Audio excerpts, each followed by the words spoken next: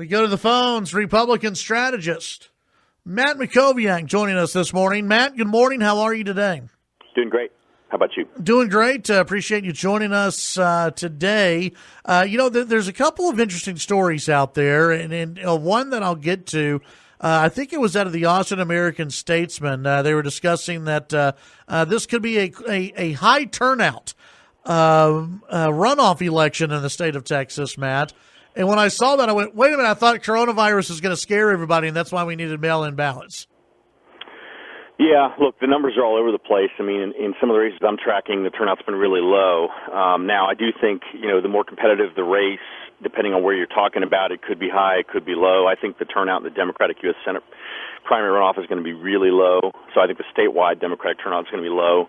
But you have seen, maybe some high turnout in places like Harris County. I know we have a couple really competitive runoffs in Austin on the Democratic side and at least one on the Republican side. So, look, these runoffs are being driven by, competition and whether candidates are really actively campaigning, whether they're spending money, whether they're running advertising. Look, it's a tough environment. It's tough to raise money. It's hard to campaign right now because you can't, get together with large groups.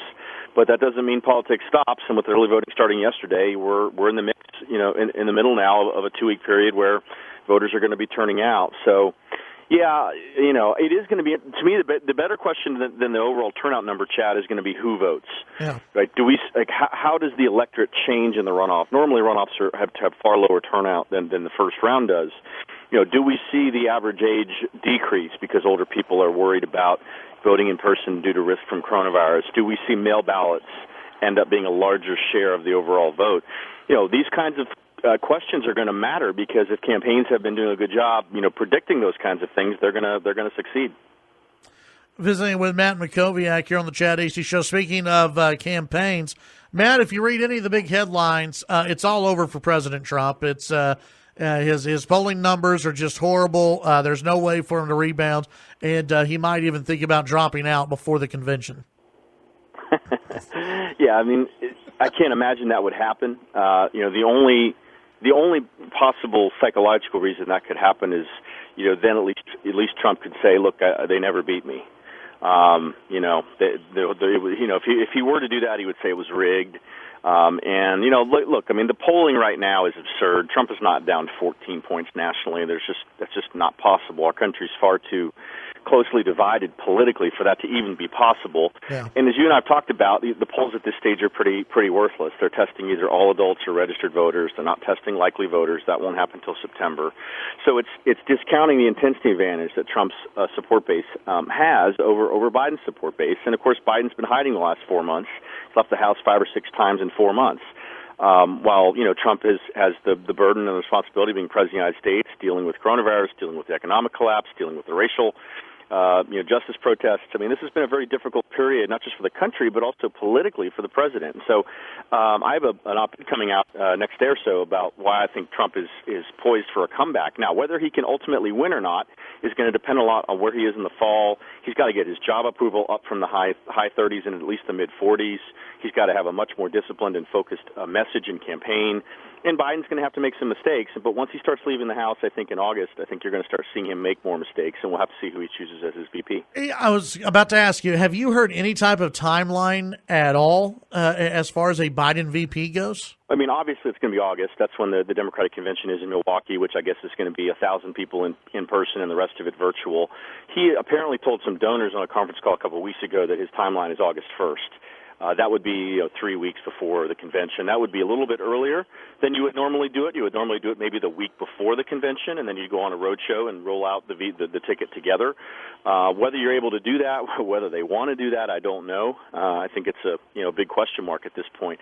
As I look at the finalists, I think there's really only 3 people he can pick based on what he said and what's really possible. I think it's Kamala Harris, the senator from California, who's the front runner, Elizabeth Warren, the senator from Massachusetts, who would really fire up progressives, and then perhaps Susan Rice, the African-American former national security advisor to President Obama. I think they've all got problems. They've all got weaknesses. I don't think any of them is a home run for Biden. But I really think that's the final 3 for him, unless there's just someone we're not thinking about. The only person I could think of that he would love to ask, but I don't think would say yes would be Michelle Obama. Yeah. And I do think if she were to agree to do it, and if he were to ask her, that would be a really strong pick from a sort of star potential standpoint. But, look, whether she wants to get in politics, I think, is a huge question. I mean, based on everything we know, she doesn't like politics very much, and she's really, enjoyed going back into her private life. Well, and, no matter who he picks, are they going to be almost treated as a top-of-the-ballot candidate? Especially if it's someone, like Elizabeth Warren, who, it's easy to attack the leftist progressive, philosophies that she has, with so many people doubting how long Joe Biden can actually, stay in the White House. It seems to me that this pick is going to be pretty much more criticized than any other VP pick maybe in the last 10 years or so. Yeah, and we'll see if the national media is up to scrutinizing the VP choice on the Democratic side, given that they're desperate to see Trump lose. I think it's a huge question mark. Certainly, conservative media will vet, but that's not going to be enough, and that's not going to reach enough people.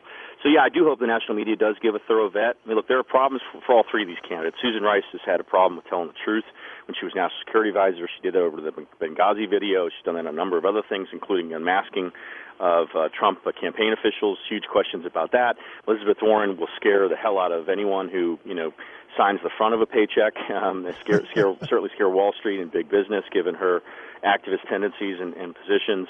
And Kamala Harris and Trump and Biden have been on different positions on different issues, and I think her record as Attorney General, as a prosecutor, would raise a lot of questions. She, of course, went after Biden over the issue of busing when they were both on the debate stage together, and she really didn't do very well as a presidential candidate. She sort of flamed out after kind of a quick rise. She flamed out very quickly and really wasn't up to being a top tier candidate. So they've all got challenges, but I think the question for Biden is, to your point, who's a credible vice president, but really who's a credible president? Because I think the expectation is Biden at his age and his sort of, position is unlikely to run for a second term. And so you're basically anointing the front runner for the 2024 election if they're successful. And even if they're not successful, the VP choice would likely be the leading Democratic candidate. So it's a very, very, very significant choice. Matt, before I let you go, as we stand right now, and obviously a long ways to go to November, how does the Senate look?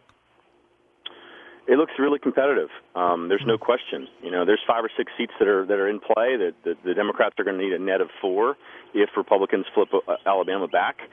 They've got several pathways to get there, and they've moved some seats into contention now that are going to be competitive. Georgia may now be competitive, which really wasn't expected. Iowa could potentially be competitive. Those are Republican seats.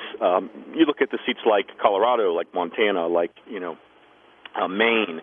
North Carolina. They have 4 or 5 different pathways to get to the 4 seats they need to take the majority. And I would keep in mind 2 things, Chad. I mean, the Senate majority, you could make an argument it's almost as important as the White House. Yeah. Because not only does it affect the judicial pipeline, which Trump has had tremendous success confirming judges. He's confirmed as many judges in 4 years as Obama did in 8. But it also, affects things like cabinet and sub-cabinet, and of course, what legislation can come to the Senate floor. So, if Trump wins, but they don't have the Senate, that's a pretty bad scenario for him. He's not going to be able to get very much done. Alternatively, if Biden wins and they have the House and the Senate, they're going to be able to do almost everything they want. They've already signaled they're going to get rid of the filibuster. So the Democrats are going to take this country in a very, very far left direction if they're successful in taking the Senate majority back while also winning the White House. Yeah. All right, Matt, tell folks how they can sign up for your newsletter and also how they can listen to your podcast. Yeah, the newsletter is called Must Read Texas, and you subscribe to it. Over 3,000 Texans receive it every weekday morning. It's all the top news from around the state put in one clean, easy-to-read email and delivered to inboxes by 9 a.m. You can sign up for a free 1-week trial at mustreadtexas.com. The podcast is called Mac on Politics. It's available in the iTunes Store, on Google Play, on Stitcher, and on Spotify. All right, very good, Matt. As always, appreciate your time. We'll visit with you next week. Take care. That's Matt Mackowiak here on the Chad Hasty Show.